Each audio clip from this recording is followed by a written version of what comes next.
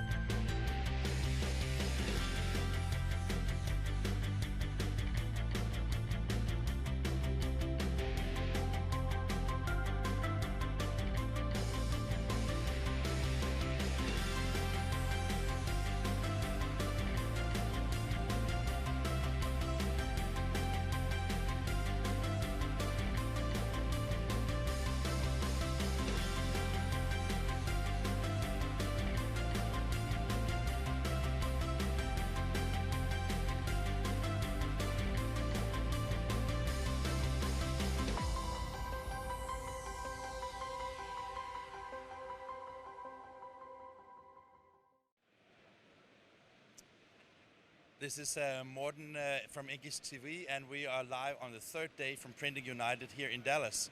And today we're going to challenge ourselves more than we have ever been challenging ourselves here on the live show, because today we will be visiting 10 different exhibitors here at the show. And the first one is Michael from PrintBox.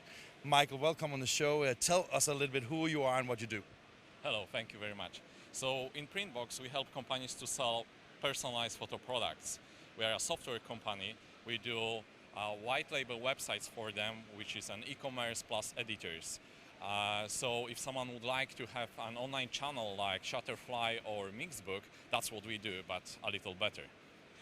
That sounds like a value proposition that's to understand. One of the things I noticed when we got here this morning is that you're out of brochures, basically. Yeah, that was a very good show for us. We've had plenty of meetings. You know, in States, this is a huge market for that. We are establishing our position here.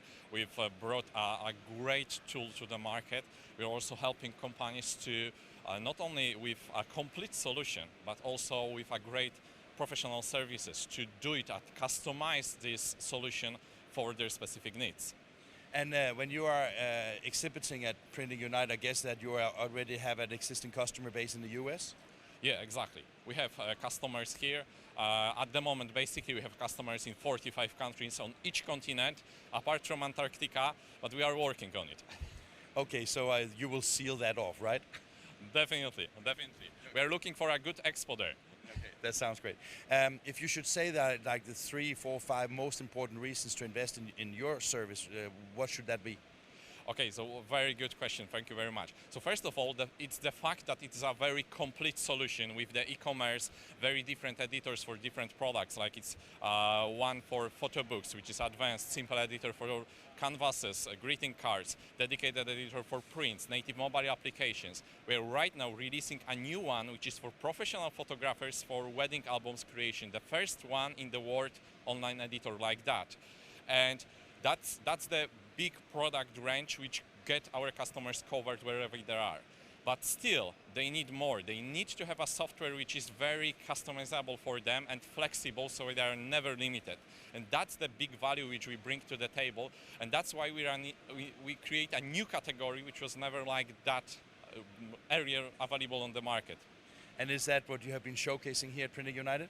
Yeah, exactly. We are also right now releasing this new editor for professional photographers, and this is a big thing.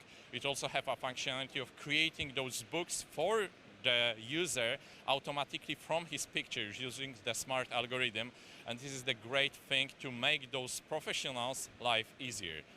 So, you know, from my point of view, I thought there was so many different photo product services online today. So isn't it a difficult market to compete in? You know, there are some companies who have created that on their own, but there the cost is huge because they have to sustain like 20 developers to maintain the software and grow it, because that's the consumer software, and the consumer market is very, very demanding. So we offer the same flexibility but for a smaller cost because we have the platform built in. But when you compare to the second side, the built-in softwares, they're usually closed, and we bring the flexibility of that dedicated team. So yes, it's every market is tough, but on this market we have plenty of success. We've brought a lot of customers from both of those directions to us, proposing this value. So we're growing like hell right now. Are you saying hell on American TV? Huh. No, okay, that's okay. So we Europeans, we have a little bit more flexibility when it comes to language use, I guess, right? So I guess that since the show has been good for you, have you already signed up for next year? We are thinking about that, definitely. So what is the next step for you guys? So what we want to do is, that's the reason why we are here, have even more position and traction here on the USA market, also on the worldwide markets. We are looking for partnerships for companies to, you know, bundle the whole software to help those companies, because that's what we are doing. We're helping them to sell more, and the more we will be able to offer them with some fulfillments which we can recommend, some other solutions which we can recommend, especially with marketing services. They struggle a lot with that. One thing is to have a great solution, online one, but the second is to have the online marketing at the top-notch level. And we are very happy to look for some partners which can help our customers to do that even better. Thank you very much, Michael. It was very interesting. Thank you very much. Okay. A pleasure. Thank you. Speak with you.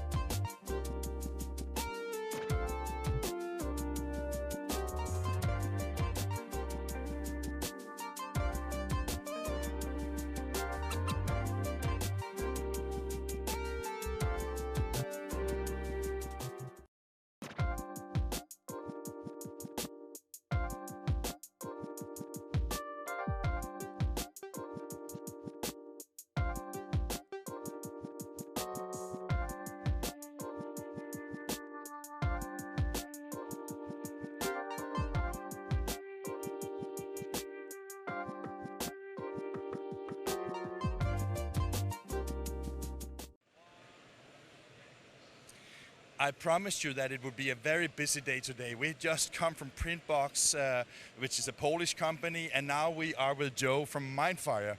You are just based in California, right? Well, we're worldwide customers. We have customers in 25 countries and all the major continents. We're a 20-year-old marketing software company that helps printers market their company and services to sell more print, as well as offer marketing services to their customers. So we've got small, medium, large customers around the globe. Many of the household brands you know use our technology either on a direct basis with our company or with many of the printers that you see at this show. You know, maybe I'm a little bit stupid, but you have to explain little in details what is it you actually do. Yeah, so integrated marketing is how we connect with you, either through direct mail, email, website visits. So the ability to target you and sell a product or service to you through all the different channels. You know, the average consumer is available on 7 different channels, 4 devices in a 24-hour period. Our technology is allowing us to connect with you with whatever brand or product or service. And before, when I was talking to your colleague David a couple of days ago, I was at your website. It seems that you have like a software that enables you actually, seems to have like a diagram kind of structure where you can enable the traffic and how you generate things workflow-wise. It's a very simple solution to use. You drag and drop. We also have templates that are designed that you can easily launch a program. You want to launch a blog or an email, whatever the case may be. So it's very easy to use, but we also have a full-blown agency in-house, so that if you need a little help with your marketing, we can build it soup to nuts as well. So we've got all of our customers covered, small, medium, and large. No matter what they'd like to accomplish, we can help them. And when you say that you can accomplish all sizes of companies, is that because the price points are so attractive that you can be attractive to both large and small customers? Great question, absolutely. Very small investment for our Da Vinci product, as little as a couple $1,000, comes with a lot of capability and a lot of support to help customers achieve success. In addition to that, we have all sorts of resources that customers can tap into. They only pay for what they use, so they can start small, and as they're growing, they need to use more capabilities, then the price goes up. So very, very affordable. And in your experience, when people start onboarding and use the fewer services, are most people starting and grow or using more and more of your services? Absolutely. Even our small Da Vinci starting platform has a lot of capabilities so that you can get a program out with direct mail, email, website tracking. So all the things that most customers need right out of the box, they can get for a small investment. And then they go, this is great, I've got this under control, now what can I do? And that's where we start to give them the additional capabilities to reach a wider audience. That's fantastic. So you are here at Printing United. This is the first time that you exhibit. Yes. Yeah, we absolutely love the show. We didn't go to another print show and came here instead. It was a great decision. We've seen a lot of our customers here, so we've had great customer meetings, and we met a lot of new prospects that we never would have met if we'd not been here. We really enjoyed it. And I guess that's a very reason to participate in the show, is to get new leads and meet up with customers, network, everything like that. Absolutely. And because just about every customer here should be using our technology to grow their own companies, it's good for that as well. So it's been fantastic. And you know, maybe it's a provocative question, but are you using your own services to market your own products? Oh, absolutely. Most of our appointments here at the show are because of our platform. So anybody that's going to trade shows should be using our platform. We've got a 3-pronged process for trade show and event participation. And how do you get in contact? I mean, if I'm looking at this film here, so how do I get in contact with you guys? Yeah, website, you know, www.mindfireinc.com, and we're everywhere. You know, you can get there, or you can call us at the office as well. Just before we round this little interview up here, are you alone in this market, or do you face a lot of competition here?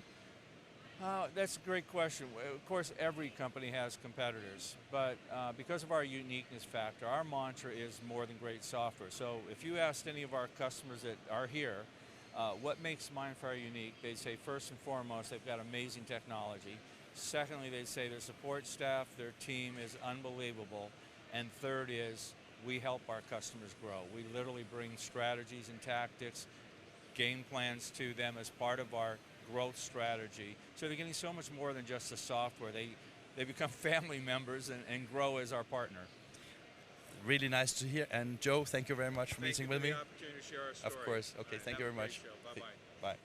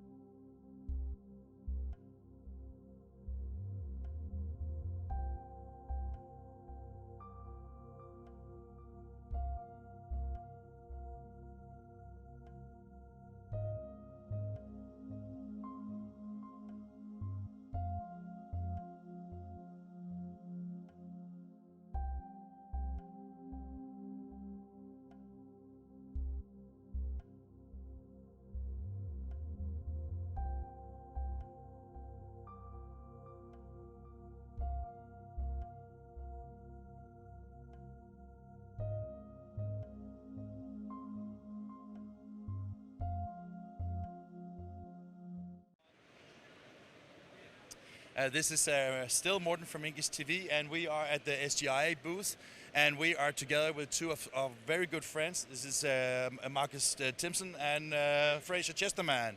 And I actually had the pleasure of meeting both of you. Not you. I didn't have the pleasure of meeting you, but I had the pleasure of meeting Fraser at Argos Business Solutions. That's right. Yeah.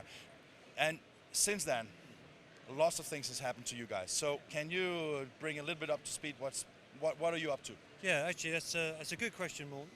Of course. Yeah, no, it's always you come up with the good questions, which is really important stuff. So basically, Marcus and I, as you probably know, we ran Imprint. We were owners of Imprint, which was a trade show for the industrial print market. And over the Christmas period a year ago, we sold the business, and that was bought by Reed, who some of you may know, who run Viscom and Promotex, those kind of shows. And Marcus and I are now, well, we're kind of guns for hire. You know, we're out there. So unemployed, basically. Yeah, we're unemployed. Guys who just like spending time moving around the world, seeing the print world and what it's doing. No, actually, we set a business up called FM Future, which is a consultancy, the aim of which is to support both manufacturers and print businesses and also exhibitions in terms of how they move forward and develop business for the future. I mean, that is always exciting to work with things that are related to the future, because you can't really undo the past, I guess. Yeah, very good point. So we have to hear Marcus. Bring Marcus, you have, because he knows it better than I. I'm not sure, but Marcus, you had to cope with Fraser for so many years, and even though that you have sold your venture and now you start a new venture, you keep on to him. Absolutely, I've got a very good counsellor. Basically, we've worked together for so many years. Our skills base complement one another. Our personalities do. I think underpinning it all is we're friends as well. So, you know, ultimately, I've known Fraser longer than I've known my wife. So, you know, there's things we know about each other that, you know, it's just intuitive and natural. Yeah, she is better looking than Fraser. And you are a nice looking chap. You know that, right? Yeah. Yeah. So I mean, like, now we're sort of looking at what problems still exist within the inkjet world and within print technology, and utilising our skills to help companies. What's come through clearly in our surveys and our results is that the next challenge is a commercial one. A lot of the technical ones are being met. They're not solved, but they're being met, and they're going to be met. But we think, generally speaking, print and inkjet hugely underinvests in communication and in marketing. The world of marketing has changed, and we're really effective and we have a large community of people that seem to like what we share online and what we do in presentations, that we can help companies move forward. So yeah, because I was just about to say that both of you give presentations at different events. You have also given presentations here at Printing United. So the presentations that you give are, how do you actually get that knowledge on actually understanding both the market and the technical thing? Because I mean, it's a huge area to understand and work on. So I was just curious about how. Yeah, I mean, bear in mind, as Marcus said, we've been in this industry. I joined FESPA in 2003 when I was, first time I came into the print industry. So 2003 till now, it's a few years of experience.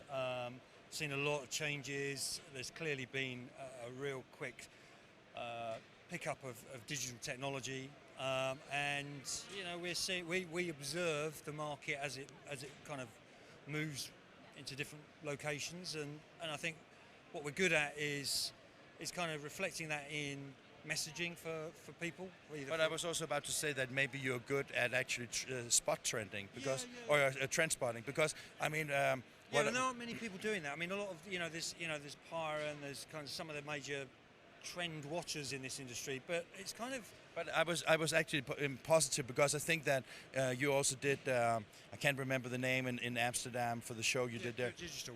Because I think that what you have done with both FESPA and with InPrint and some of the other things you're doing is actually spotting a need, which can be marketing, it can be communication, it can be education, it can be the whole game, basically. No, you're right. I mean, that's one thing that we always look for. Is it's quite obvious, isn't it, that there are problems, and if we can find a solution that matches that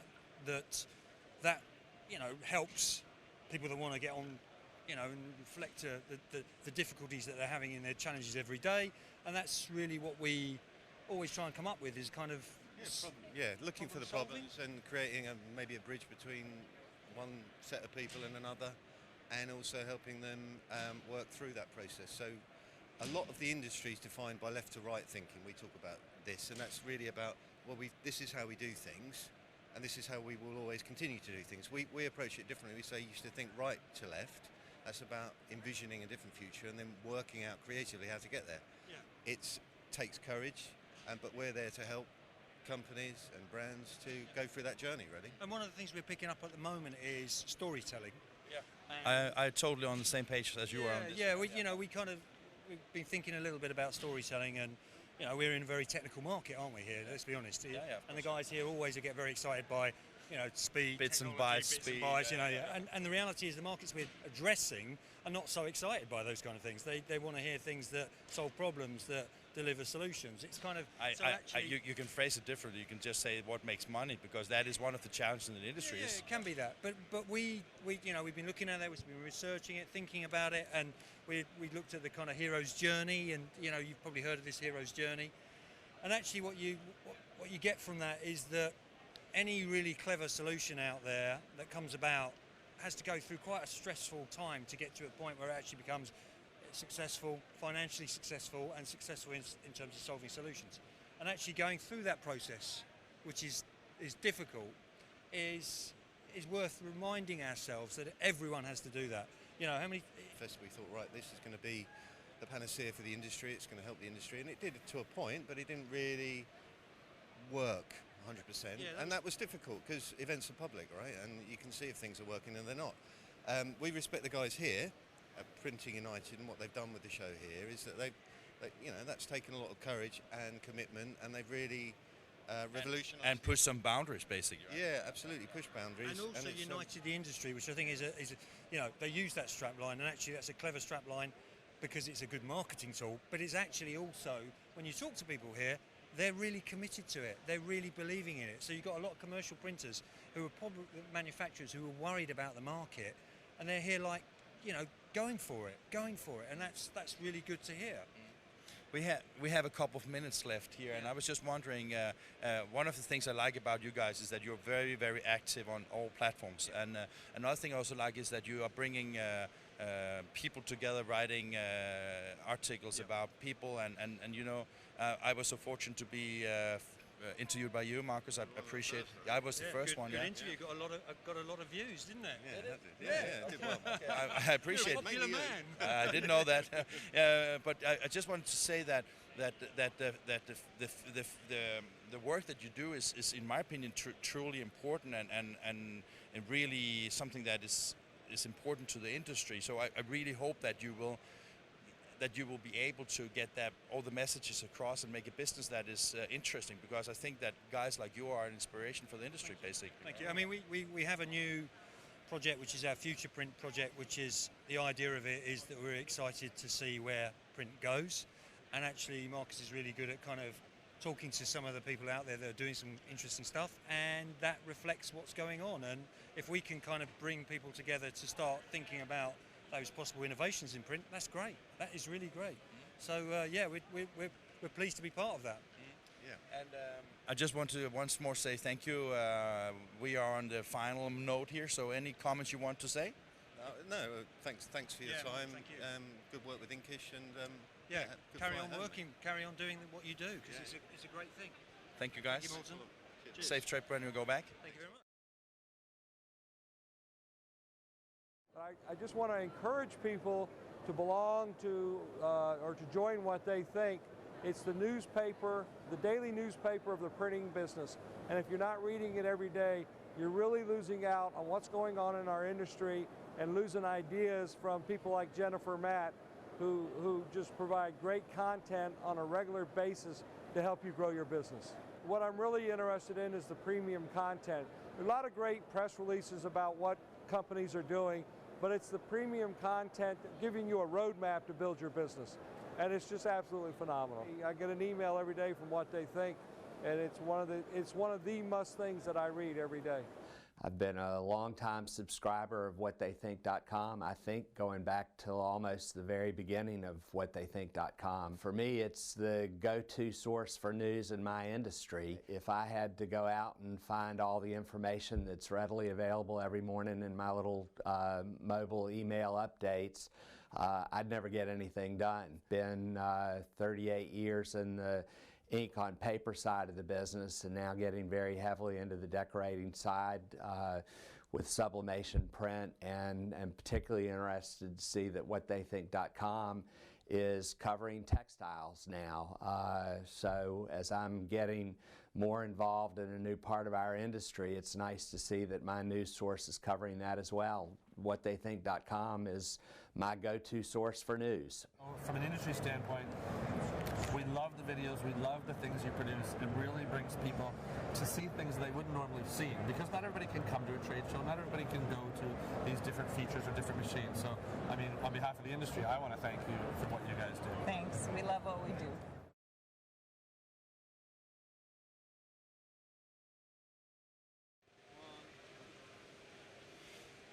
We are Printing United, and I'm here with Eric Holdo from Konica-Minolta.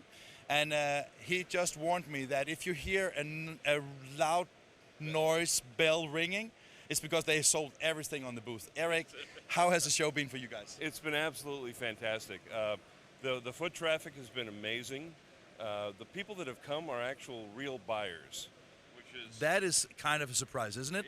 It is. You know, so many times you get the tire kickers and no, this has been qualified people coming through, a great volume of them, and really we're doing fantastic in the booth. Everything from label to embellishment with our MGI products to our packaging corrugated printer. That is the new I-75? That is 675. Yeah. Allows us to print on corrugated, B-flute, E-flute. Great for short-run package printers. On the label side, we've got our 475i Precision Label Series and our Curio Pro 230. Absolutely great products, opening up a space in the marketplace that previously was reserved for converters. Now we've got embellishment on a roll for those labels, so you can do digital enhancement of them. And then we've got our Curio wide format UV hybrid systems, which are, that's amazing. We've sold many of those at the show. I'm sorry to interrupt you. I didn't interrupt you actually, but you know, for some reason I'm more interested in their applications and the customers and where you see the market goes. So can you elaborate a little bit on that? Absolutely. Not because I'm not interested in equipment, but we need to know what the market space is. Well, the growth in the market has been the transfer from the digital to offset transfer of label and packaging, right? We've already seen it in the traditional offset world, document printing, things like that transition. But now it's this new transition. So the label and packaging market has been absolutely hot. The people that are looking at it, brand owners that are looking for ways of creating not only short run, but higher shelf shout factor products, but even augmented reality that goes in conjunction with that, because now brand owners want to have a much greater brand experience and brand engagement. So the people that are buying their printers, that want to make money in new marketplaces with more convenient products, better quality, and be able to essentially open new areas to their business. It sounds like that Konica-Minolta and MGI has a really nice product offerings in the market right now. Absolutely, the Konica-Minolta MGI partnership is phenomenal. We've got some great products that we're going to be talking about at Drupa. Can't talk about it here. You had to say Drupa, right? Yeah, well, it's going to be there. But we've already today, actually 2 days ago, released here at Printing United the new 3D1, which is an entry-level jet varnish type device.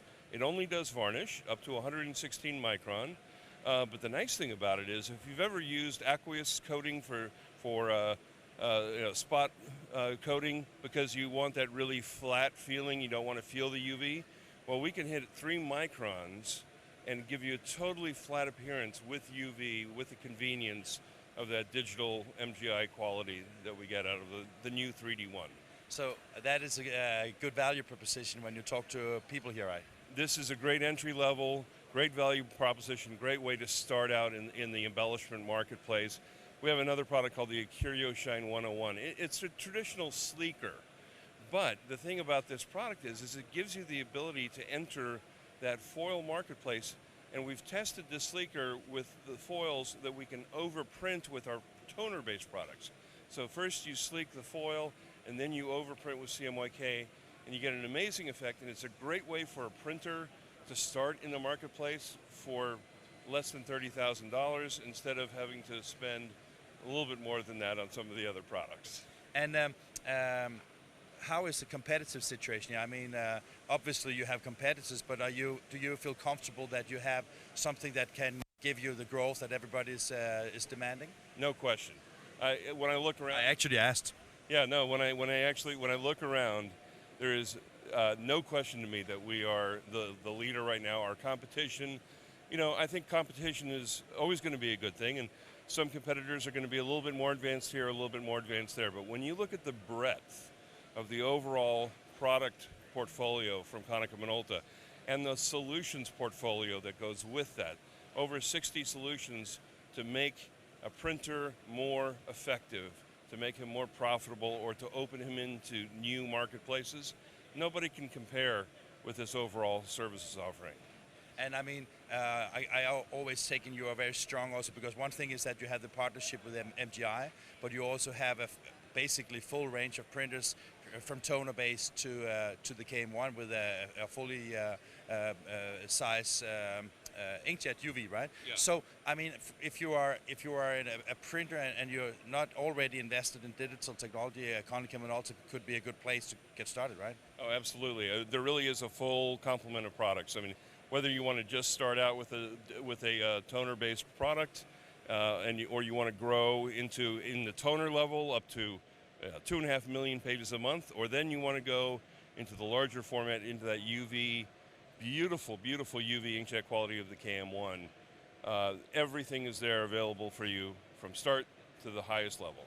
And I remember when you and I were sitting in a panel with Deborah Korn last year, you announced that you got the FDA approval for the KM1. That's right. We got the KM1 food approval, which was a huge thing for us.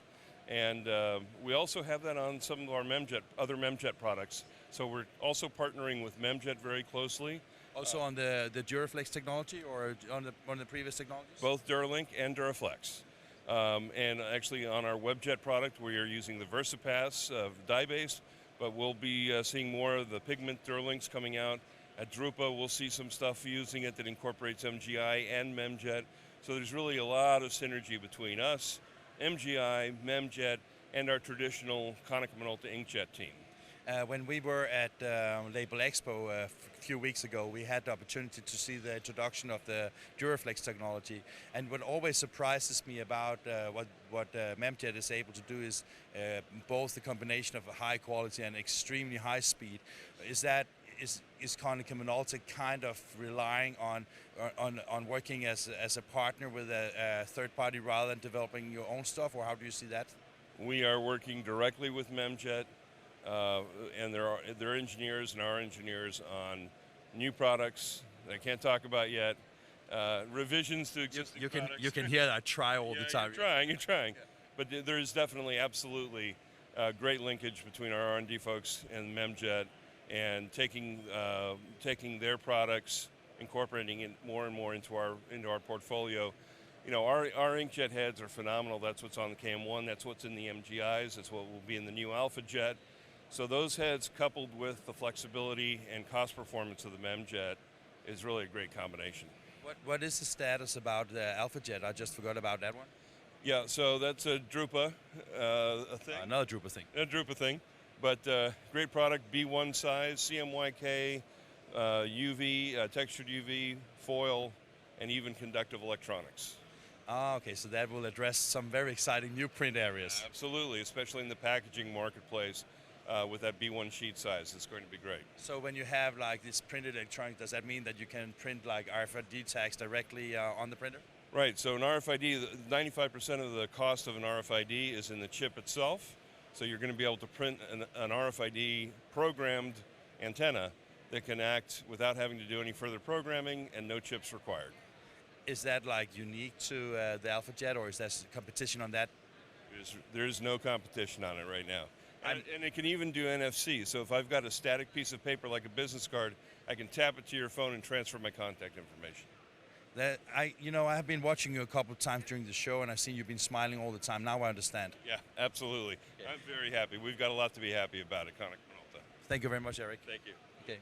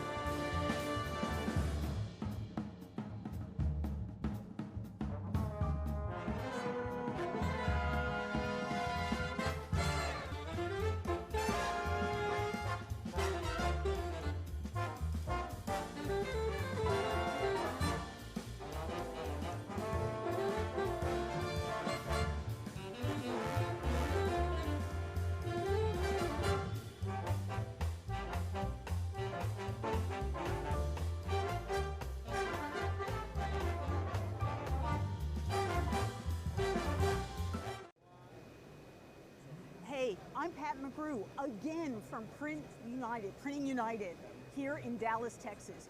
And this time, we're coming to you live from the floor, from the Solimar booth, and this is the home of this great product called Ready PDF, and we're going to get to that in just a minute. Just keep that in the back of your mind. Once again, we've run across the floor looking for just the coolest of the print samples.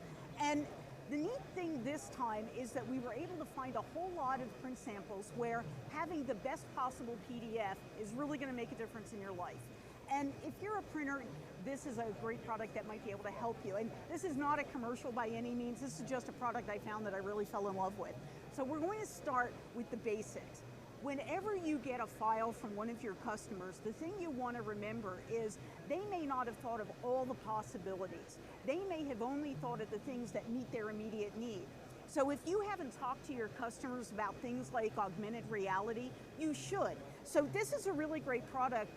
The folks at Reality Blue, they're a Solimar partner, but they partner with a whole lot of people on this show floor.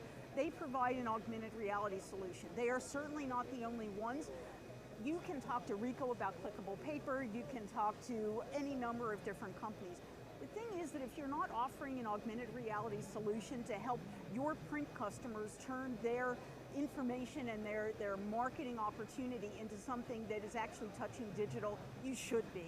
So we really like what the folks at Reality Blue are doing, and they use some really great print. This one came off of a Konica-Minolta device, and we like it. And I'm not going to try and show you the augmented reality, but what I'll tell you is that if you go to either the Konica-Minolta site or the Reality Blue site, you'll be able to find it. So what else is cool? Well, because a lot of the Solimar customers are actually transaction customers, we started looking for what were the really cool transaction samples that are here. And so we did find at Konica-Minolta that they are actually printing on a device called the Super Web Digital, the WebJet. And it is a lovely device that Konica-Minolta is selling that uses memjet heads. They're really fast, they produce really nice quality. They are showing it with very nice Adfos dryers. This is a solution I love for any printer who is doing maybe letter-based direct mail, maybe you're doing bills and statements, maybe you're supporting doctor's offices, maybe you're supporting legal offices. This is a brilliant solution. They are a partner of Solimar for a whole lot of things, but one of the things they can do is help make sure that the inbound enterprise PDF is as clean as possible so it doesn't hold up the rip, go into the Super Web Digital to the WebJet, and we just really like it. And I love the color quality for this style of work. Now, of course, you know Konica-Minolta does a whole lot more than that, so I picked up a couple of other things that I really like. So here is a lovely box, and here is a lovely tile that are both printed on the KM technology. Now, if you're a printer and you haven't looked at light folding carton, you should, because this could be a real moneymaker for you. These are really great footprint machines, and in this case, this one was produced off of one of the MGIs that is allowing it to be embossed with a foil. It just provides an awful lot of interesting opportunities, just like the Acurio Wide 160 does, and this is actually printed on, if you look at it, it's board, and it's just brilliant color. It just can expand what you do with your customers so much. And we're going to look at a few things like that. And I guess I'd be remiss if I didn't show this one as well. So this one was actually printed on the Osage, Arizona from Canon.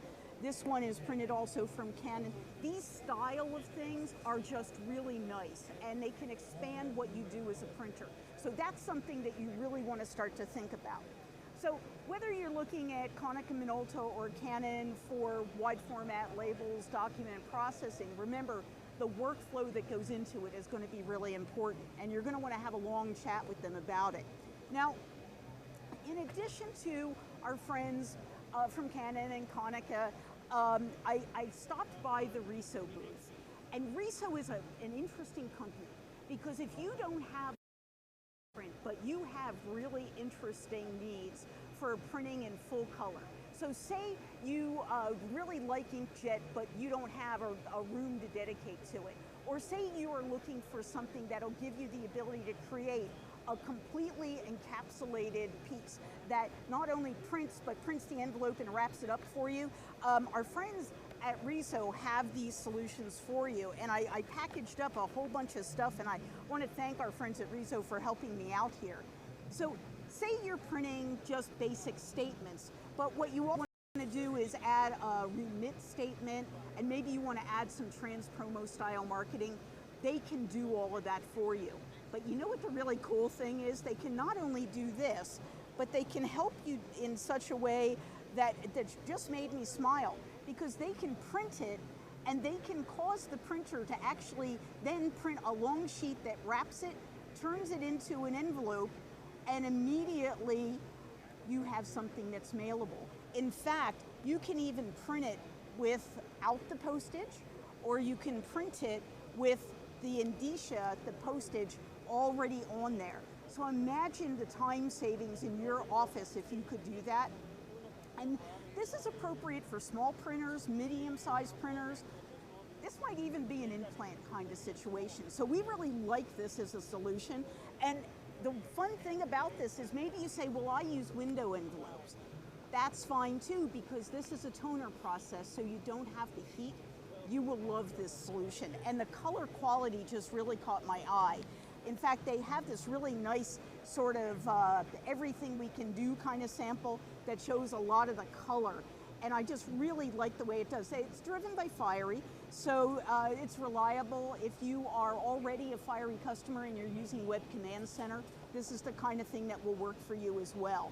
And whether you are, dealing with children's hospitals and invoices, or you're doing envelopes, we really like the way this solution works. Now, the thing about all of these solutions is that you have to start asking a lot of questions, right? Because these print samples will give you some ideas. Maybe what you're really looking for is the ability to go longer and wider. And RISO certainly has that solution too. Not just RISO, pretty much talk to every printer that you might be talking to. Because what happens is, a lot of times you ask for something specific, but you forget that maybe there are opportunities in other things. And if you look at this piece, you notice that it's pretty wide. It's a double wide piece. And this is actually foldable into a booklet or a brochure. And in fact, the folks at RISO told me they even have a solution that will not only do the printing, but it will actually do the stapling and the folding so that you wind up with a finished booklet product, which I thought was really pretty cool. And you might be saying, well, I'm a printer of really high quality stuff. And I totally understand that. I think what you're going to find with these printers is that they are great for an awful lot of different things. Take a look, but think about all the print that you do. Think about, maybe you don't think of yourself as a booklet printer, but with a small investment, maybe you become a booklet printer. So it's something to think about. Now, the other thing I want you to think about is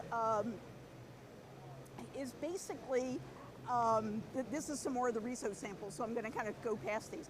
I want you to think about some of the other things that you could do. Now, I'm going to take a slight detour. This is a print sample that my friend Thomas brought me from Locker, and what I love about this print sample, any printing technology can do this, any printing technology. But what they do that is so unique is they give you the ability to add geolocation to your printing. Now imagine that you're doing work with a department store, a retailer, a car dealership. Maybe you're working with one of the big box stores, or maybe one of the small mom and pop stores anywhere in the world. Your challenge is, how do you get that customer who maybe sees your online store into your brick and mortar store? Well, one of the ways you can do it is by adding a map to a piece of your marketing.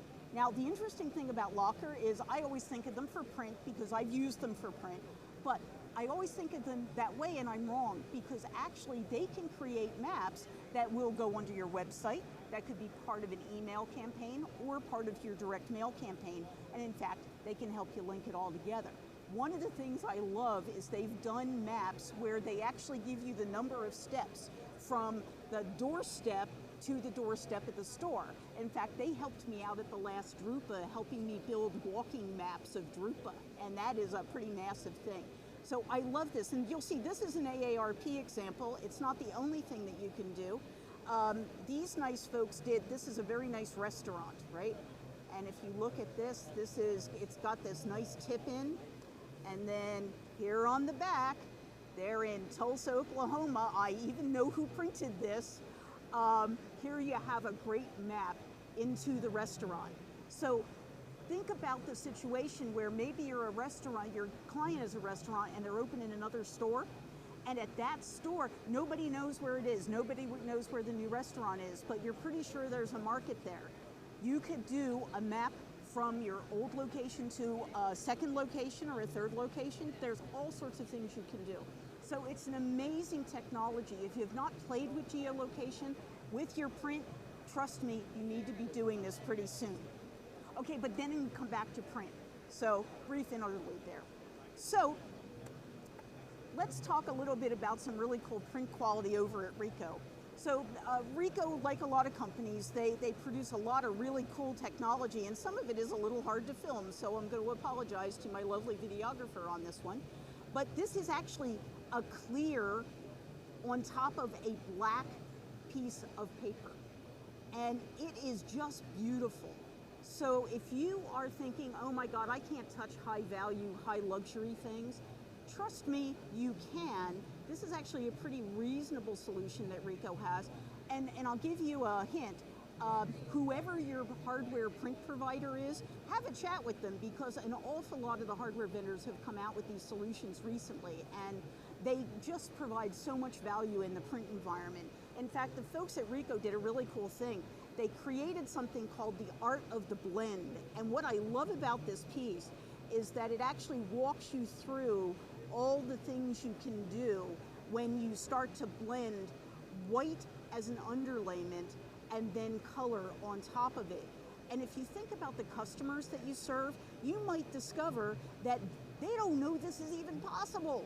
And if you take them these kinds of samples, they might be interested in moving forward with you.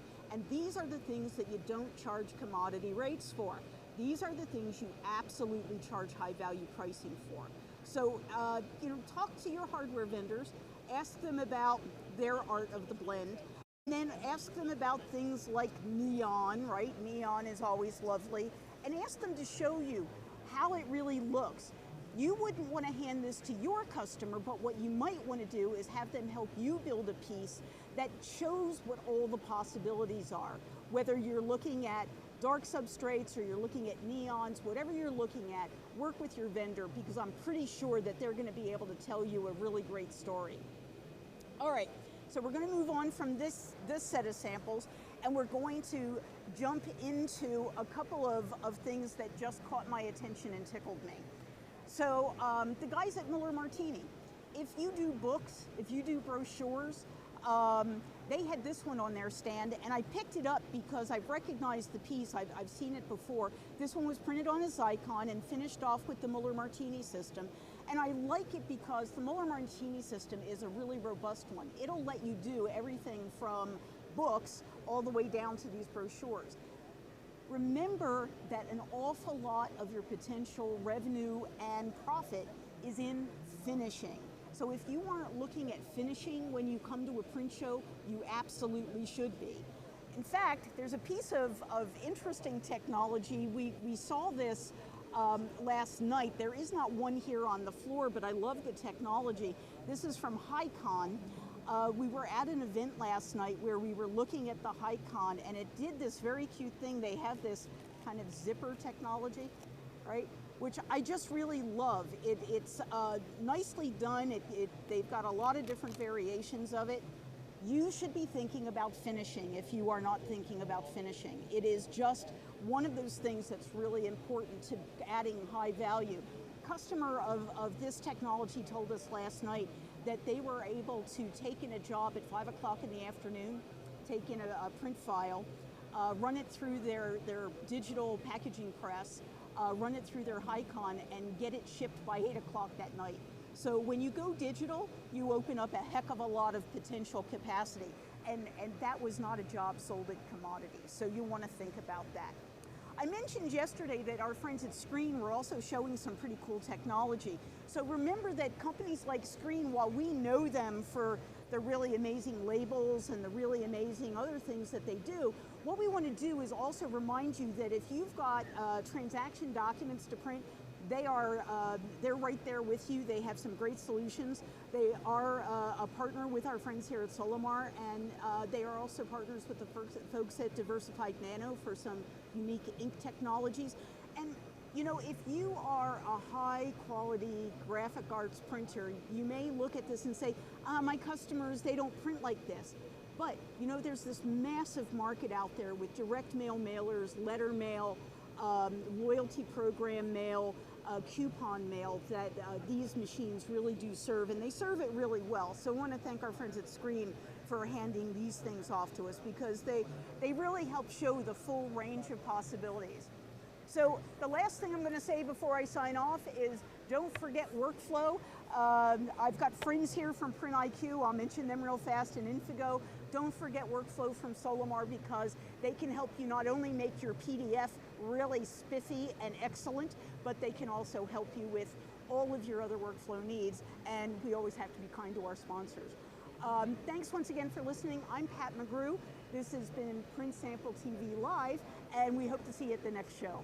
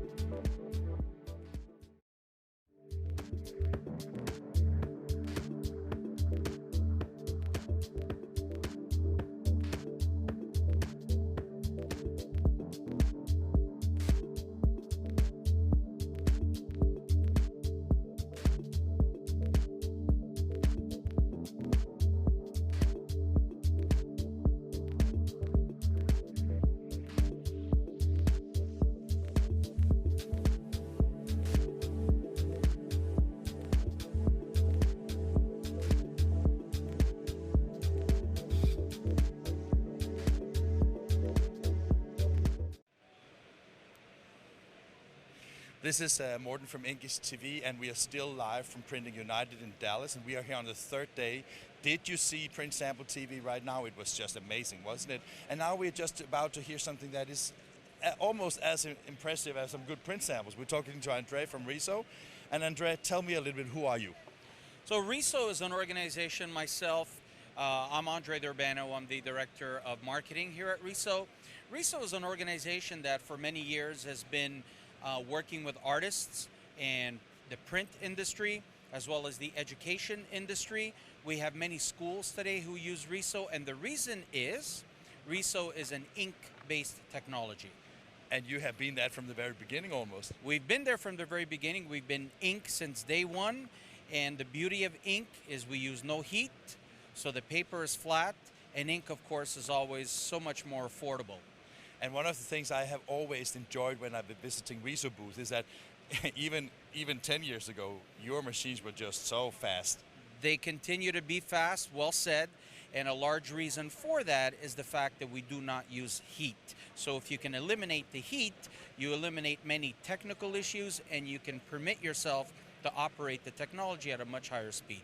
And when you are able to deliver technology where you don't have to use heat, does it mean that you have developed special ink things or other drying mechanisms, or how does it work? Well, that is an excellent question. And so it's all about the ink itself that RISO manufactures. RISO's been manufacturing that ink for many years, and it is an oil-based ink. And so we use no heating element, no drying element. An oil-based ink is applied to the paper and is instantly dry. And so that makes for a very nice process. And with an oil-based ink technology, are you also able to deliver a high and consistent output? Very good. And that is exactly what RISO will do. There is no fluctuation in quality, whether you are printing the very first copy or copy number 10,000, it will look exactly the same. That is a big advantage of ink and having no heat. And also one of the things that always reminds me about when I talk about RISO is that you're a Japanese manufactured company, as far as I remember. And one of the things that I honestly like a lot about your things is that the capital cost of your equipment and the operation. It's ink. So you're looking here in America is about 1 penny per page. So it is very affordable to print color. So when you say penny, have you changed currency since last time I was here? Not quite. No, we're talking about 1 cent, right? 1 cent per page. I just had to ask because we have to have a little fun as well, right? It doesn't have to be too serious, right? Here at Printing United, didn't you present some new technology? We did send some new technology. Actually, it's right behind me. That technology is the Valisys T2100. This is our latest entry. I have to interrupt you. How do you find these brilliant names? Well, our parent company in Japan, RISO Kagaku Corporation, has an extensive marketing department. They, from what I understand, sat down and looked at many different names and arrived at the name Valisys, which has a very unique meaning, actually. When you look at the name Valisys, V-A-L means value. The easy part means easy to use, and of course, US is use, so Valisys. That's a great name, actually, Yes. right? Yeah. So I was sorry I was interrupting you. Tell me a little bit more about that machine. Well, so that device is a very powerful device. This is a technology that will print at a speed of 320 pages per minute. It is still an ink-based device, full color. It is a technology that will find itself in many high-volume. So this is we're talking about customers that are printing transactional documents, a lot of statements, your Visa statement, your MasterCard, your banking statements, your cell phone bill, that type of item. As well, you will find it in many school print shops, university, college, hospital, where there's many books and printed material to be printed. This is where that unit will find itself. And when I look at it, from here, at least, it looks a little bit bigger than, for example, the other one that you have here. It is, because it is 2 RISOs put together. So do you have like a duplex machine, a duplex capability, or why is it 2 units? Well, so what happens is we put the 2 units together, and in between is a perfecting device which will flip the paper. And so the device itself, the RISO, is not duplexing the paper. It is the perfector unit that is flipping the paper, and as a result, it's much faster. And I guess that you also have more control on registration? We do. It's a lot better control on registration. RISO registration is good to begin with. This one makes it that much more better. And I guess that since you're not using heat, registrations is also less of a problem, because the mechanical, I guess every vendor has that under control. It's more like the shrinking of paper when you have heat to it, right? That is correct. Very well said again. The fact that we use no heat, the paper retains its integrity. It comes out flat. And so for anybody who's in the business of folding and inserting that paper into envelopes, for example, it is wonderful to work with paper and treated with heat. And I guess that you are really excited about this new machine. So what is the future for this device in this market? Well, we introduced the technology here at Printing United in 2019. It will be a big part of Drupa in about 9 months or so in Germany. We sold our first unit here at the show today. So it's been very exciting. This actual event has been a very great event for us. We sold about 26 RISO printers to 26 different customers, so they're excited. 26 new customers on a trade show. 26 new customers in 3 days, yes. They were, you know what, Inkjet has changed. People are coming into our booth. They have done their homework. They have Googled what is inkjet, where it fits in my operation. They see RISO as a great entry point into inkjet. It's an affordable investment, and they've just come to our booth and said, show me the product, where do I sign? Perfect. Thank you very much for talking to me. Thank you. This has been a pleasure. For me too. Thank you. Okay.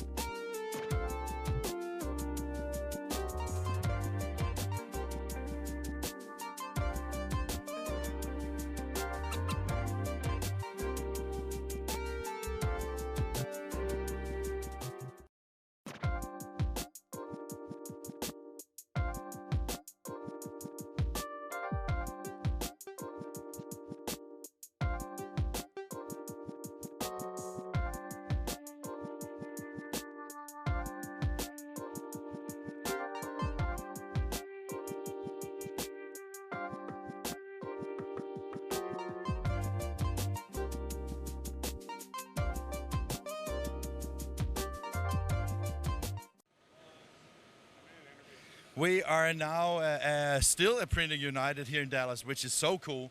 It's the last day. We have been busy, and this day we are visiting 10 booths on the floor, so that's nice. And I just found Jason. And Jason, tell who are you? I'm Jason Hamilton. I'm the Director of Strategic Marketing and Solutions Architect for AGFA North America. And I guess your business card has a bigger width than normal, right? Yes, I just go with a full 5x10 sheet and ship it out. Isn't that just fun to have business cards that sticks out? Absolutely, absolutely. Go big. And I mean, AGFA is known in the offset industry for plate making. Absolutely, yes. But you're also very well known for being doing some of the most productive wide format printers, right? Yes, yes. I think a show like this actually shows the industry, our diversity, and to your point, how many different market segments we hit. And it's been a very successful show for us. We launched a lot of new products and had a lot of good customer engagement. And for AGFA, it's about partnership, that development of that partnership, and helping get print bigger and better. So, in your terms, how is a partnership defined? Strong communication, working together. I think I always say that I need to understand our customer's customer as well as they do. And I think really just sitting down, talking, and knowing that we're there to work with them. I think that's the best way to say it. But the types of partners you're talking about, is that customer partners or is it implementation partners, or what kind of partners are you looking at? Customers, implementation partners, it's the whole collective, right? We work in an ecosystem. Not one person's going to drive or manage everything. So having those strong partners across the board, whatever tier they are, that's what makes us successful. And when you have your go-to-market strategy or your plan on how to approach the market, is that, would you say that it's deep rooted in the DNA of Agfa, how you approach customers based on that partnership mindset? I think history always plays into anyone's strategy. You know, we're a 150-plus-year-old company, so, you know, we have a lot of track record to reflect on. But, you know, our growth and development is based on who we work with, and our customers are a very big part of what we are today and who we are tomorrow. So it's a collective of both. I used to work in a printing company many years ago, actually a company that invested in, I guess, in one of the first generations of Annapurnas. Yes. And I was just curious, at that time, I think that you were very, very unique in the market space, and I think that you had like a very unique position. If you look at the market today, I wouldn't say that it's very crowded, but there's a lot of competition, isn't there? There is. It is a lot of competition, and just walking this floor, you can walk into something you've never seen before in your life. You know. Even you? Even me. But that, you know, I'm a student of print, so I like the fact that I can see something new and learn something new every day. But you know, when you get into a certain tier and a certain level, there is a closed gap. You know, EFI does very well. HP, Fuji. You know, we're all in a very big game. But I think, you know, how you define that market approach is really what defines our future. And we all have a spot. You know, a lot of our customers have a lot of everyone. You know, it's just really how we work with that customer in that development. I like that openness and that approach, but I mean, when the day is over, I guess you want the customers, right? Yeah, we all want to win, right? We want the W, but we also want to do things right. You know, so I always like to say, if we don't have the right fit, we're going to help you get the right fit. So, you know, there's many cases where we suggest an alternative, you know, because we don't want to impede or impact our customers in a negative way. So when you suggest customers something different or anything different from Agfa, could that be that they have a specific applications where you know that you're weaker than your competitors? Absolutely, and that's knowledge is power, right? And, you know, sometimes we'll just get pulled in and say, this is where we want to go. And in some cases, we're going to get there at some time in the future, but we may not be there today. But honesty, you know, is the best policy, right? Yeah, and I mean as you said, that credibility that brings to you. I guess that some customers might even think, are they crazy? They don't want to sell me a machine, that they recommend something else, and then they will maybe come back to you and say that, well, we like your approach, and then they have even more faith in you, right? Well, absolutely, and to me, that leaves the door open, right? And there's been many cases where the decision's been made that our technology wasn't the right one, but I can still go have a coffee with that person. Now, if I'd sold him the wrong technology and impacted his business in the wrong way, I wouldn't even get a cup of water, right? No. But remember to go back to R&D and say what they need, right? Absolutely, and that's a big focus. As an example, our Toro technology, a lot of what you see here was driven and built by our customers' feedback. And, you know, again, like I said earlier, that bi-directional relationship that we have, that's our build forth, right? And that's what works. So let's assume that we have now found a customer where you are a perfect match for them. Yep. And you still have competitors in the market that maybe are equally good. Yep. Or not as good as you, of course, but yep. Close. What is the reason why you should work with Agfa? I think for us, it's really the relationship value that we bring. And I think, you know, when we talk to customers, it's not about the engine, it's not about the plate, it's about the process and how we work with you to develop the strategy. And, you know, I like to say that when we come in, everything's a whiteboard. We all start in door A and find out what other doors we have to walk through to work together to make it happen. So the whiteboard, I like that approach, because that basically means that you connect so much with the client and try to understand the business so much that you are certain that you end up with something that becomes a success. Absolutely. Communication over conversation over communication, right? I need them to tell me the story before I can tell them my story or how our story can impact their current situation. So that is the story why you have 2 ears and 1 mouth. Absolutely. Listening's the biggest challenge in the world, isn't it? You and I know, right? I do know that very well. I'm reminded of it. Yep. Super. Jason, it was a pleasure to meet you. I'm sorry that it was so short, but that's, you know, that's the beauty of life. I appreciate your time. Thanks, sir. Pleasure.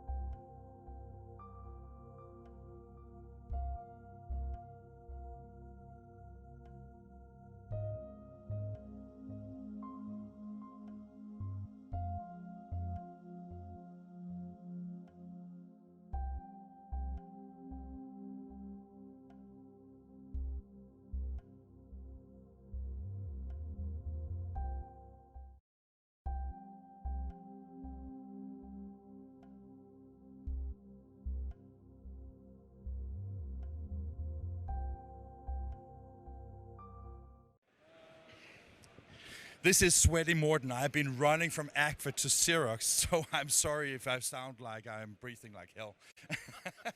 Chris, we are here at Xerox booth, and I look very much forward to talk to you because nice to meet you too. Tell us a little bit, who are you and what do you do? Okay, so I'm Chris Ayerk. I'm the Worldwide Product Marketing Manager. Worldwide? Oh God, that is so amazing. Yeah, for entry production inkjet. And I used to be a marketing manager for Color Press as well as Versant. Super. And entry-level inkjet, that sounds like a nice hotspot to be in. Oh, it's a great hotspot to be in. It's a burgeoning opportunity in the industry right now, and it offers an opportunity for people to migrate applications or consolidate applications onto one press. Some people take 4 to 5 presses worth of volume and put it onto a single press. And it's not only because of the quality, it's because of the economics, right? The productivity and the volume it can do. I would also say the diversity that you can actually do on, especially on a sheet fed based printing, right? Oh, especially on the sheet fed. So for example, that's one of the things I'm promoting here is our new Xerox Baltoro HF inkjet press. Yeah. And that's built off our iGen platform. Yeah, I heard that and I read about it. So I mean that kind of stands for like reliability and in the paper trays and the paper transport, everything like that. That is taken care of. But you are already well known within the inkjet business anyway. So you have combining all your knowledges here basically. Well, we've got one of the most diverse portfolios in inkjet to start with. So Baltoro offers a cut sheet inkjet platform, cut sheet in, cut sheet out. We also have our Trivor HF, which is our roll-fed 20-inch platform, and the Rialto platform. Some reasonable, good, I mean not reasonable, good quality, it's like high quality now. But is it in your opinion replacing toner or is it complementing? So actually right behind us is a Test Your IQ sample board, because some folks come in here with, they're predisposed to believing that inkjet may be an inferior technology to offset or xerography, and we prove otherwise. So on this test back here, we put 3 sample prints in front of folks, and we say one of them's inkjet, one of them's offset, one's xerography. Can you tell the difference? The average score on this test is 33%. It's a failing score. So people look, they examine, they scratch, they sniff, and short of putting a loop on the prints, and they can't tell the difference. But here's the thing. What you can tell the difference is on personalization. So if I had 2 prints that look nearly identical, with inkjet I can personalize, and with offset I can't. And then that opens up a dialogue about the opportunity that inkjet can bring to a business. One of the things I'm particularly interested when it comes to inkjet is that you change from being click-based to be on consumable-based, right?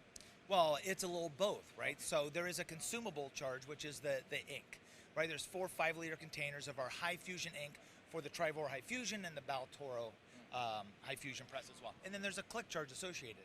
That is a service fee, basically. It's service fee, basically. Yeah, yeah. The reason why I was asking about is that when I've been working with digital print since many years, one of the things I've always been a little curious about is that when you have like click-based that are like, it will have like an exponential curve on the pricing, right? Or the same pricing for each sheet, so the higher print run, the same price per sheet. Where you have consumables, I guess that you can flatten out the price on higher print runs.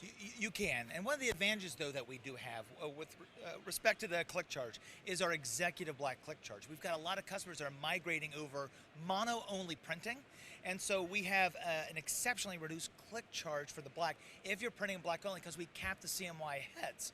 So it makes it a lot more effective from customers in reducing ink usage and reducing overall costs. You have brought some samples here. We need to look at them, right? Yeah, let's look at them. Yeah. Okay. So what do you have here? Okay, I got a couple of different things here. So first, on our iGen, which is one of the most flexible high-end platforms in the industry, we just introduced 2 things. One is an extra long sheet size, which is 35 inches, a little wider than the camera view we could do right now. The other one is fluorescent yellow, which also coincidentally happens to be optic yellow, which is the exact same color as a tennis ball. It's all part of extending gamut and capability, embellishment, going beyond CMYK with our presses. And it's not just because Ricoh introduced neon colors a couple of years ago? No, it's in demand. So you'll see. I'm just kidding with you. Yeah. You'll see a common theme on our platforms. The other sample I want to show you is off Iridescent, which is our most popular high-end platform in the industry. And I don't know if you know that, but we have something called Print Sample TV with Pat McGrew. we have actually featured the iridescent there. Oh, have you? So, and this is a great sample of mixed metallics, pearlescent effects on this sheet here. And once again, that's going beyond CMYK, going beyond commodity print. And then over here, I've been giving out sample kits the entire show from Baltoro. Because your point earlier, Mort, is the quality of inkjet comparable to offset? And the proof is in the pudding. So what we do is we provide a set of samples to customers on a variety of stocks. 9-point postcard, 9-point catalog cover. Oh, that looks stunning. Yeah, as well as, for example, this Verso Blazer satin, true offset coated without the need for primer on the front end or a UV coating on the back end. So we have got a variety of different stocks and your tried and true. And how do you manage that? Is that through the inks, or do you have like special curing technologies that you're using? Well, it's through a combination of technologies. So we use a high fusion ink, which is specially formulated to bind directly to medias, be it from plain to offset coated medias. So that's the ink side. And then we've got technology on the inside, which is this other little show and tell device, which is our new high fusion W series print head. And you know, I have to stop you. We are live. We have a next thing. So I have to get back to you on another time. Okay. Thank you so much. It was great talking to you. It was a pleasure to talk to you too. Thank you very much. I just want to encourage people to belong to or to join what they think. It's the newspaper, the daily newspaper of the printing business. And if you're not reading it every day, you're really losing out on what's going on in our industry and losing ideas from people like Jennifer Matt, who just provide great content on a regular basis to help you grow your business. What I'm really interested in is the premium content. There are a lot of great press releases about what companies are doing, but it's the premium content giving you a roadmap to build your business. And it's just absolutely phenomenal. I get an email every day from What They Think, and it's one of the must things that I read every day. I've been a long-time subscriber of whattheythink.com. I think going back to almost the very beginning of whattheythink.com. For me, it's the go-to source for news in my industry. If I had to go out and find all the information that's readily available every morning in my little mobile email updates, I'd never get anything done. Been 38 years in the ink on paper side of the business, and now getting very heavily into the decorating side with sublimation print, and particularly interested to see that whattheythink.com is covering textiles now. So as I'm getting more involved in a new part of our industry, it's nice to see that my news source is covering that as well. Whattheythink.com is my go-to source for news. From an industry standpoint, we love the videos, we love the things you produce. It really brings people to see things they wouldn't normally see, because not everybody can come to a trade show, not everybody can go to these different features or different machines. So, I mean, on behalf of the industry, I want to thank you for what you guys do. Thanks. We love what we do.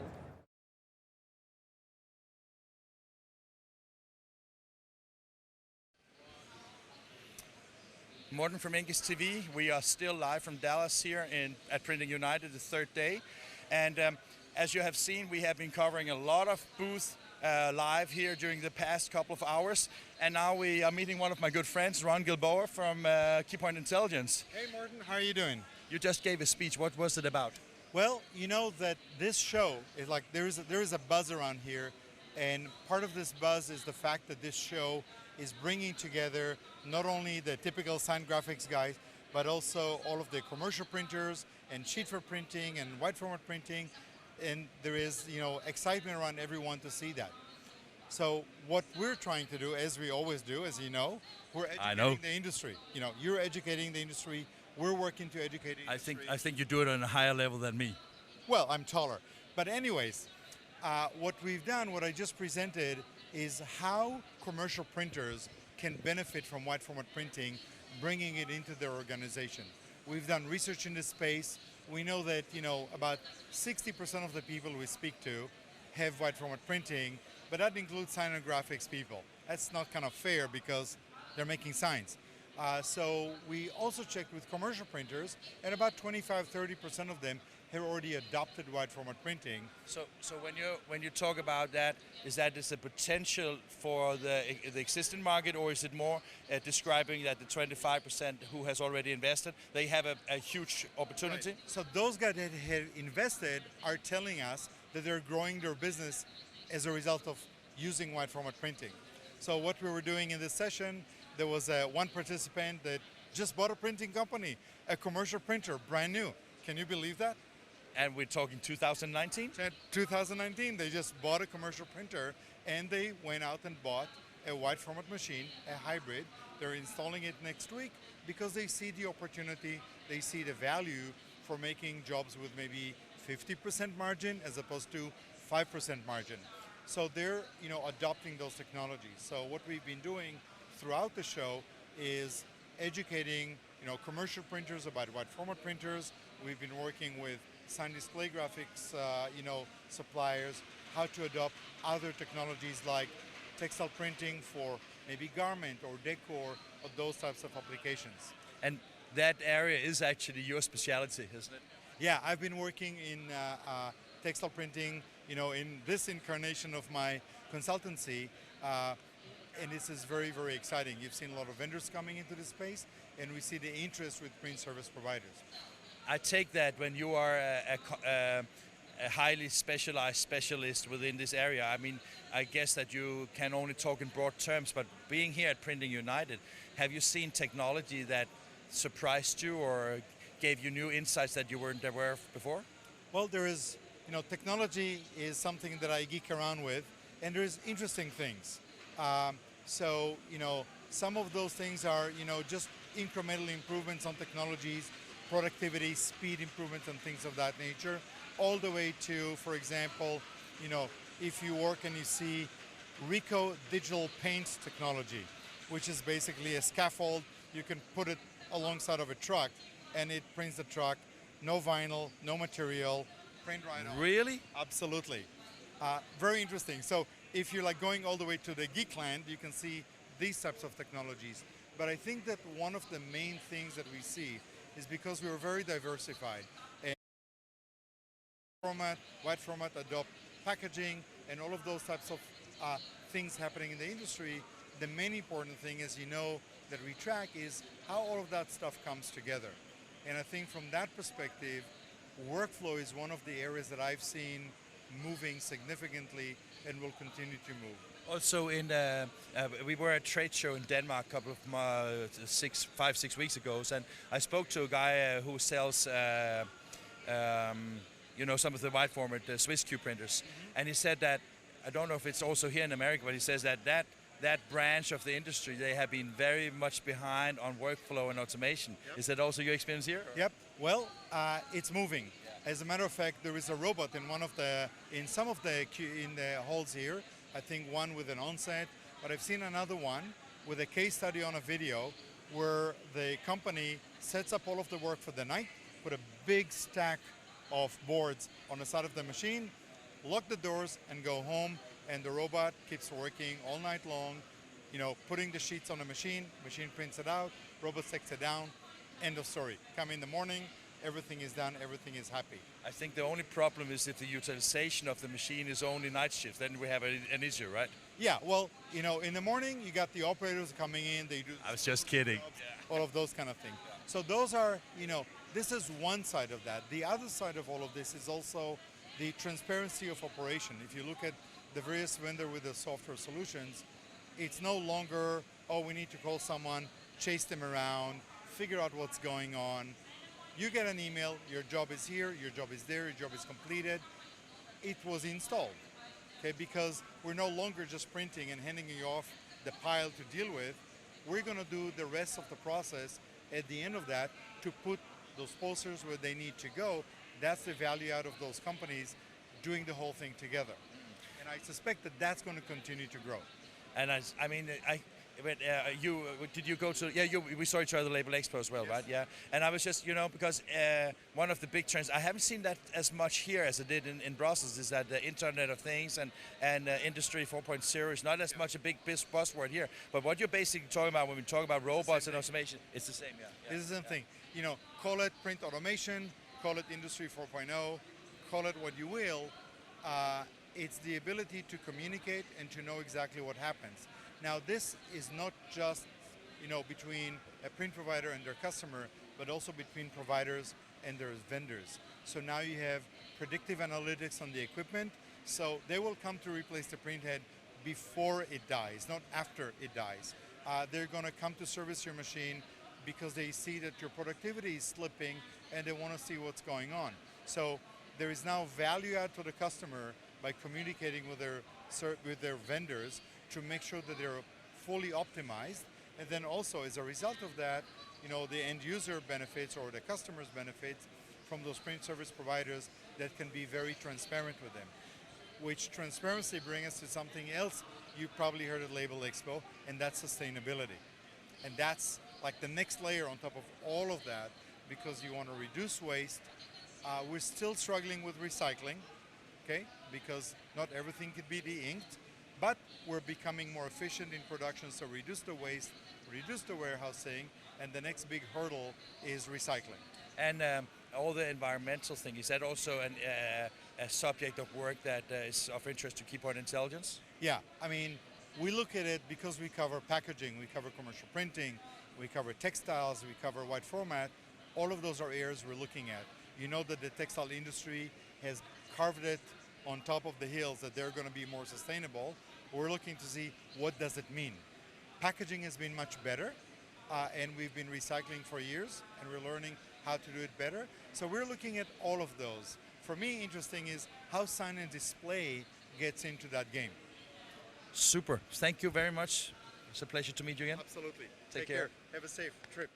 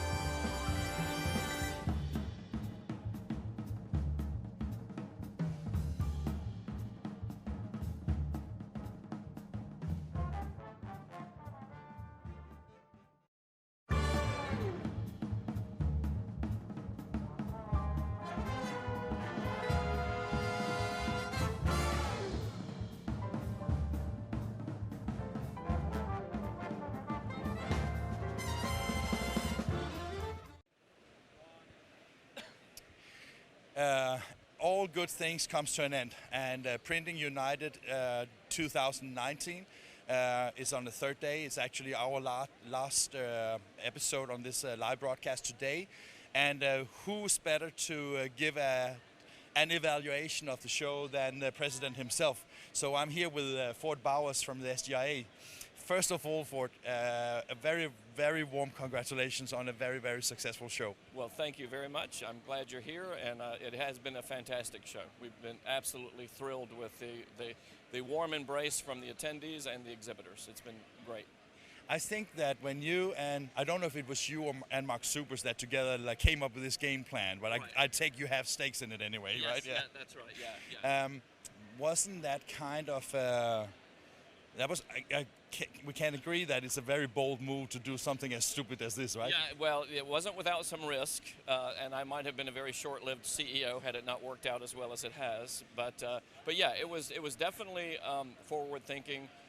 It was thinking a bit out of the box, and yes, you're right. I met Mark Subers in January. Partners in crime?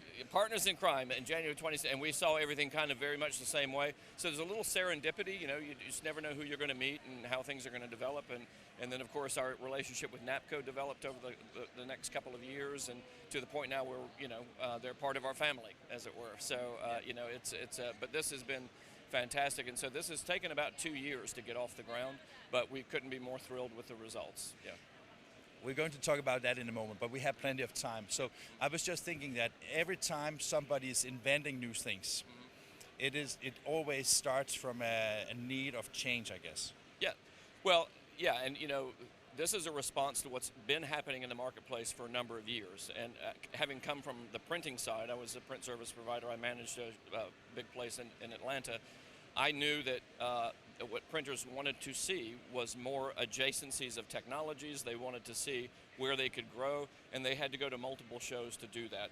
And even as a printer, some years ago, I thought, wouldn't it be great if I could go to one place and not worry about what was going to be there, that everything I needed to see was going to be there. So I knew that, you know, time out of the shop is valuable, so that's on the one side. I also knew, because I'd been involved with SGIA and on the board of directors, that the issue that the manufacturers have and the suppliers have in terms of the costs of coming to trade shows. I mean, it's a tremendous, you know, cost for them to do this for the printing community, and they really have to get a good ROI to continue this. And so to bring all of the audiences together so that they can approach them all at one time makes perfect sense. And of course, it was a stampede in terms of doing this, and it was because SGI had built a really solid trade show, a foundation of apparel and industrial and fragmented. We're very fractured. And as a result, as an industry, we punched well below our weight. You know, we're much more powerful as an industry if we work together than if we maintain our distance and everybody stays in their lanes. So this is just really a first step in kind of bringing the communities together. The next steps will be, how do we get everybody to take advantage of a platform, and how do we extend that into things that are much more critical than, not that trade shows aren't critical, they're very critical to me and the exhibitors, but things like workforce development. Maybe more to you than most, right? Maybe more to me than most, that's right. Workforce development is a big issue for our industry. How do we get new people into the industry? How do we train them, cultivate them, allow them to grow? You have legislative issues, you know, regulatory issues. Those have to be dealt with, and those are much better dealt with collectively than they are piecemeal. And so the idea is, what we've tried to do as an organization is to create a platform into which everyone can plug in some form or fashion and thrive and grow as a result. So that's really what it's about. So when you started thinking about this thing, SGIA was one company organization, NAPCO was another one, and I totally get that you have a membership organization and you have a megaphone, as you say. Right. When you started thinking about doing this show, what kind of ideas did you think was important for the industry? Because I mean, one thing is to put a lot of people on the show floor and charge them a bunch of money and get going, right? But another thing is the output of things and how the industry can grow and evolve from this one. Have you had considerations about that as well? Well, I mean, that was actually part of the reason for the acquisition. We've come up with a number of ideas. Might be a little premature to discuss them in detail, but I'd like to hear them anyway. Yeah, I'm sure. We'll give you some scoops. We'll give you definitely some scoops. But there were so many things that we wanted to do as a result of the success of this, and we knew for some months that it would be successful. But as a result of this, there are things we want to do moving forward that really required us to be an organically intertwined organization rather than two separate legal entities. It just made it very difficult for us to function and operate. But that said, yes, I mean, again, the next steps are to really figure out how to get other associations and other organizations involved. And here you'll also see like IPMA, AICC, you see a lot of other organizations already participating in this. They're offering education, they're having booths, and so that extends to the United, actually. That's really the United part of it. And quite honestly, Printing United is a wonderful aspirational sentiment, right? And so now what we have to do as an organization is live up to that and be worthy of the name Printing United? And how do we do that? I can tell you that the worst fear I had before the show, I had great confidence in the management team and a great confidence in the show. But worst case scenario, when you had like the print show in Chicago a couple of weeks ago, and you have this show, my worst fear was that both shows were failing.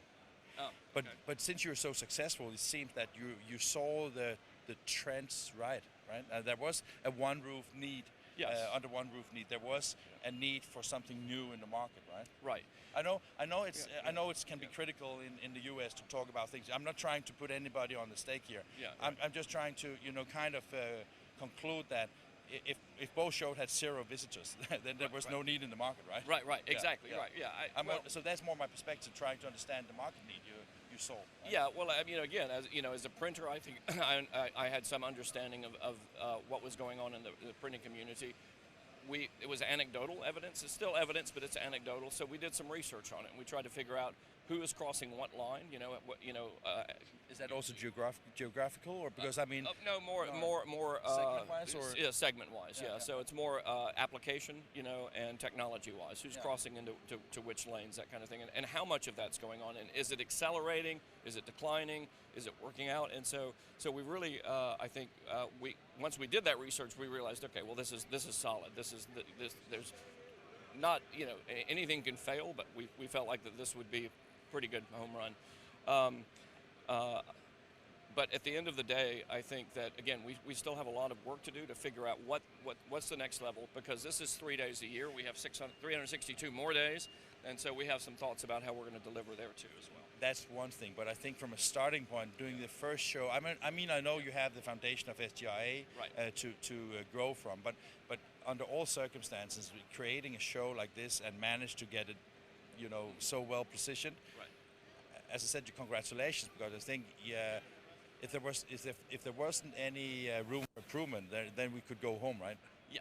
Well, that's true. Yeah, but one of the best things to come out of this show, from what I'm hearing from industry veterans and newbies, alike, is that for something to grow this big in 1 year, like a 20% growth pattern, and we'll do it again next year, I think people are saying, oh, geez, this is phenomenal, because we're used to seeing things slowly decline in print. We're not used to seeing something vibrant, and everybody kind of bemoans and bewails what it used to be like. And we've had people, I don't want to quote anybody, but somebody said it's the best show they've been to in North America since 1997. I heard the same. Yeah. So and then you have people saying, second only to Drupa in importance, that sort of thing for some of the exhibitors here. Those are the kinds of things that really give people the idea that it's a viable, vibrant, vital community. And so this is kind of proof of concept that print isn't really, there's nothing wrong with it. It's actually very good. It's growing, and everything's fantastic, really. It's a great industry to be in. Yeah. And when you are in an industry and you have a show where you have this extreme positivism that I have experienced during these 3 days, maybe the visitors, the guests here, they go home and think that this is not, after all, such a bad industry to be in. So let's do something so we can grow our industry, right? Right. Yeah, absolutely. And here, not a lot of time for networking, but you see your friends, you talk to them, you talk to the exhibitors. Whatever your assumptions are, you can have them validated or invalidated. I mean, it's a crucible of sorts of where your next ideas are going to come from. Very concentrated period where you can really kind of look at the scope, the landscape of what's possible, and then you sort that out over the next month or 2 or 3, and then you move on, and then you repeat that cycle a year from now. Let's talk about just final here about this show, because this is, of course, we're live right now, so I guess some might be interested in listening. So I guess that you've been talking to a lot of the exhibitors here. So what is the first impressions you hear from them? The first impressions I hear from them is that they are, for the most part, exceeding their lead gen, quotas that they set out. Somebody said, we had a really good show last year. One of the exhibitors said we got more leads this year than we did in all 3 days last year. And so those are the kind of things you go like, okay, well, this is good. This has got some legs on it. There are pretty big sales are taking place on the show floor. I literally haven't talked to an exhibitor yet who's just been down about it. We just made an interview with Andre from RISO. They sold 26 machines on the show. Oh wow, that means our booth space costs are going to go up. He kind of promised that they will be here next year as well. Yeah, okay. Well, interestingly enough, we've next year's bookings for Atlanta 2020, we've almost sold as much space for next year as we have on the floor this year. That was actually one thing I was a little curious about, because next year is the Drupa year. So I was wondering if you were like worried whether that would affect the sign-ups. Apparently not. Yeah. So are you expecting to grow next year then? Yes, we expect to grow. So this hall is 724,000 square feet. In Atlanta, we have over 1 million square feet. So you're busy the next couple of months? I'm going to be busy, yeah. Well, actually, I've got people. They'll be busy. So you will be on the golf court if they need any of your help? I'm going to be taking a nap. That's what I'm going to be doing.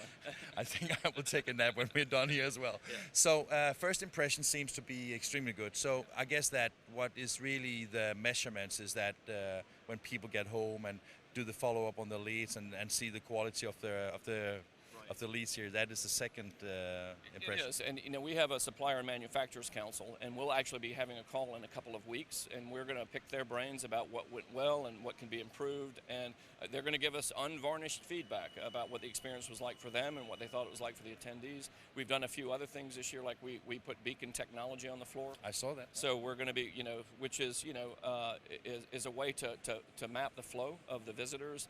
Where do they go? How do they congregate? Where do they stand? Some of the booths, some of the larger booths, it's actually at the machine level, so we know who's standing in front of a machine for more than a minute, that kind of thing. So it's experimental, to a certain extent, but we think this is going to give us a lot of information about how to improve the experience across the board. So we really want to be a world-class trade show.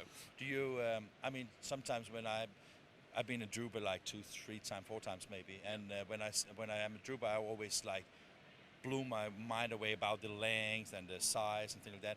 And I remember the first time I came to a Graph Expo show here in the US, I was just like, oh, it's so tiny. And I was just like, I would have thought that in America there was almost a size for, or a market for, not maybe as big, but quite big. Right. Yeah, and of course we don't really have, I guess they had a 4-year cycle with the international version, Print and Graph Expo, that kind of things. But we've, Drupa is much more the one roof approach. Maybe they don't have as much in terms of textile and screen printing, but everything else is represented there. And so this is, in a sense, it's that model, and I think it's much needed. It certainly works there, and that's the thrill of going to Drupa, because it's like a candy store for printers, because you get to see everything in one place. Obviously, that size is difficult for the exhibitors to do on an annual basis. Oh yeah. So that's really for major technology pushes. That everybody gets their stuff ready for Drupa. This is, but you also need, I think, an annual cadence, because digital technology improves every year and has a faster cadence in terms of the R&D and the go-to-market cycle for them. So an annual show that's under one roof for North America is good. Drupa is good for that big 4-year push. So. Thank you for the time, and once more, congratulations. All right, thank you so much. Pleasure to meet you. Bye-bye.